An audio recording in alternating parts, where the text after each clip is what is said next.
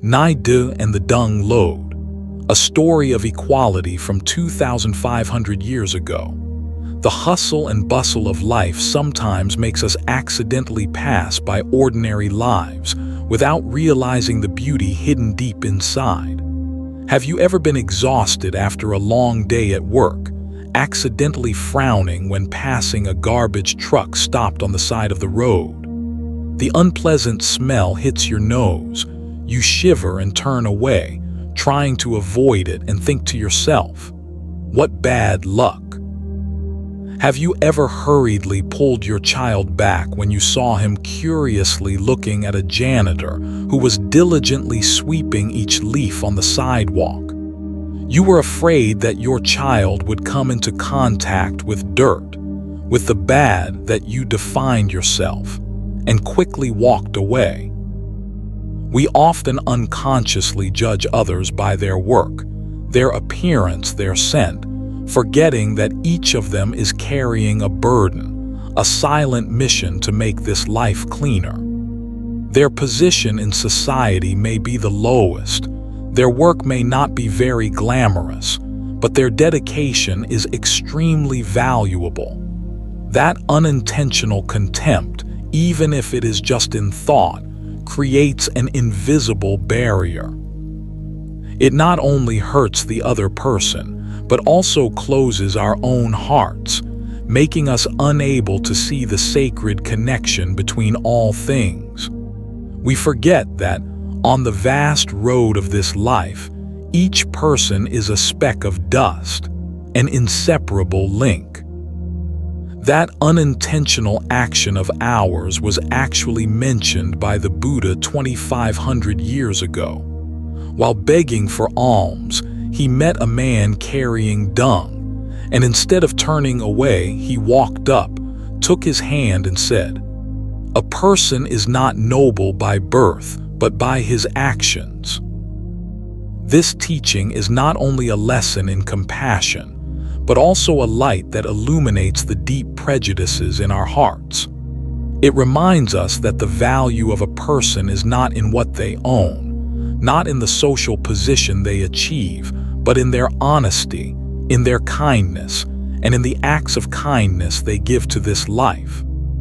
After those wise words, the Buddha told the children, the people who were looking down on Naida, and the adults who were witnessing the story, the parables.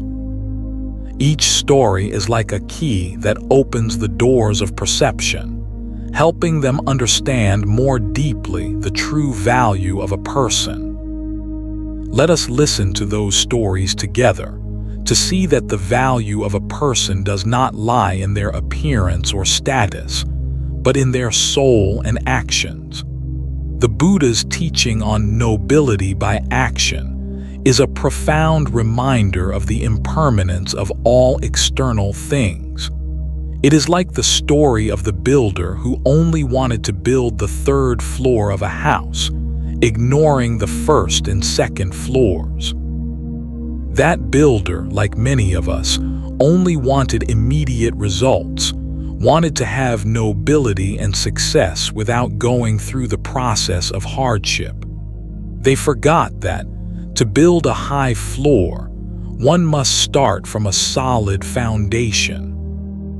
The first and second floors may not be beautiful or flashy, but they are the foundation for the success of the third floor. Likewise, nobility is not a gift that falls from the sky, but is a product of cultivation and care. It is small daily actions, an attitude of humility, an indiscriminate kindness, a compassion for all people, regardless of who they are or what they do. Consider the story of the two heads on the same body. One head always wanted to eat the delicious fruits, and the other, out of jealousy, took revenge, ate the poisonous fruits, harming the common body. In the end, both had to suffer and die. This story, once again, emphasizes the intimate connection between all things. We, like the two heads, share the same body, which is this life. When we despise and hurt others, we are also hurting ourselves. Because the joy of others is also a part of our joy, and the sadness of others is also a part of our sadness. Every action we do, whether good or bad, will come back and affect our own lives. Contempt and judgment of others, after all, are manifestations of arrogance. Like the young man who thought he was smart and talented, but refused to listen to the advice of others. When criticized, he became angry and lost his composure. Or like the story of the young man who marked the side of the boat when he dropped the bowl into the river.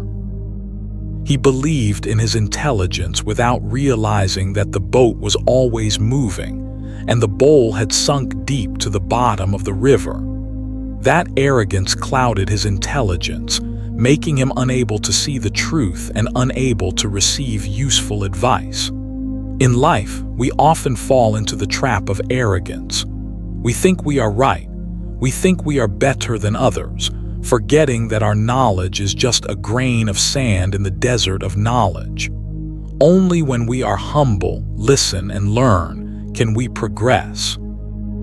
The Buddha's teachings also teach us gratitude and humanity. The story of the merchants who ate the turtle that saved their lives is a heartbreaking example of ingratitude. The turtle had carried them to a safe island after a storm, but when they were hungry, they forgot their gratitude and killed the turtle to eat it. Later, when they faced another danger, they no longer had the turtle to save them. This story is a reminder that help, no matter how small, should be appreciated. Naida, the manure carrier, did a quiet job to make other people's lives cleaner. Those children should have been grateful to him, instead of looking down on him and pushing him away. Ingratitude is one of the deepest wounds in the human soul. It not only hurts the person who helped us, but also makes our soul hard and cold. When we are grateful, we will see beauty in every little thing in life, and our heart will be filled with warmth and love. Looking back at the story of Buddha and Naida, we see an obvious truth. Buddha, who is revered by all mankind, did not hesitate to hold Nidai's dirty hand. That action was not only boundless compassion, but also absolute respect. He did not look at the job, at the position, but looked at the very nature of a person. He used his own actions to teach everyone a lesson about equality, about love without discrimination. The stories of the Buddha are not only to be heard and understood, but also to be contemplated and practiced. Let the teachings penetrate into every cell of our being, so that we can see the beauty in everyone around us, so that we can live a life filled with compassion, humility, and gratitude. After all those stories and teachings, our hearts may have softened. Sometimes, we realize that we were once one of those naive children, carelessly throwing out a word, a contemptuous look. Or we were once the arrogant young man, thinking he was right and not listening. In this life, whether you are a person carrying dung or a successful person at the peak of fame, everyone has their own burdens. Some people have physical burdens, some have mental burdens. And above all, we are all passengers on the same boat, traveling together on the river of life. That boat will not be stable, cannot reach a safe shore if we keep dividing, judging, and hurting each other. When we let go of judgment, we see the beauty in every human being, whether it is the street sweeper, the bus driver, or the street vendor. Each of them is doing their part to make this world a better place. Look at them with eyes of respect, with a heart of compassion, and with an understanding of the sacred connection between all things. The Buddha's teaching on nirvana is not only a moral lesson, but also a healing therapy. It helps us realize that nobility is not something far away, not something we need to seek in others. Nobility lies in our own actions, in the way we treat the world around us. When we sow the seeds of love, when we treat people with sincerity, when we live with gratitude and humility, we will find our lives become more meaningful than ever. Let Naida's story be a gentle reminder every day. Ask yourself, what seeds of kindness did I plant today? Did I smile at a stranger, say a sincere thank you, or help someone without thinking of personal gain? Every small act of kindness, whether it's a thank you, a smile, or a handshake, helps make the world a better place. Let's start right now, right where we are. Let our compassion spread, let the light of understanding shine, and let our lives be a song of love and peace.